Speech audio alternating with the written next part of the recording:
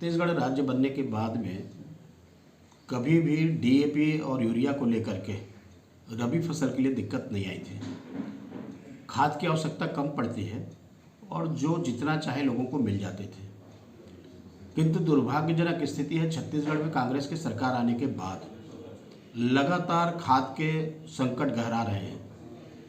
बरसात में भी किसान तकलीफ आए हैं और ब्लैक मार्केटिंग हुआ है। सरकार के संरक्षण में सरकार रोकने में सक्षम नहीं रही और अभी गर्मी में जिस प्रकार से डीएपी और यूरिया की ब्लैक मार्केटिंग हो रही है, कृत्रिम अभाव जो बताया जा रहा है, वास्तविक में किसानों के लिए दोहरा मार है और किसान खाद के संकट से जूझ रहे हैं। राज्य सरकार का केवल काम है केंद्र के ऊपर आरोप लगाना।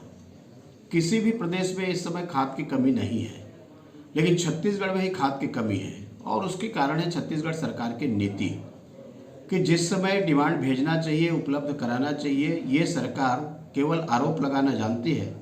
लेकिन किसानों के अहित इस कांग्रेस के सरकार आने के बाद में लगातार हो रही है।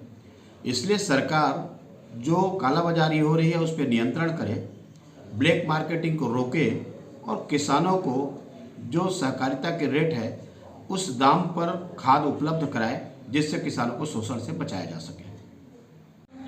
मोदी सरकार एक बार फिर अपने दायित्व से पीछे हट रही है। जब से केंद्र में नरेंद्र मोदी की सरकार बनी है, तब से लगातार नरेंद्र मोदी की सरकार अपने दायित्वों का निर्वहन करने में कोताही बरतती है।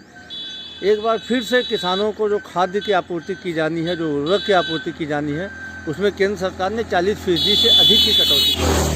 इसका खामियाजा देश के और छत्तीसगढ़ के किसानों को भुगतना पड़ रहा है।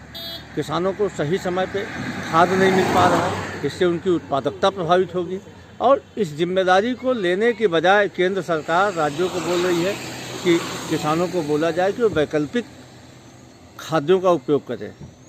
यह बहुत ही गलत है, यह किसानों के साथ अन्याय है।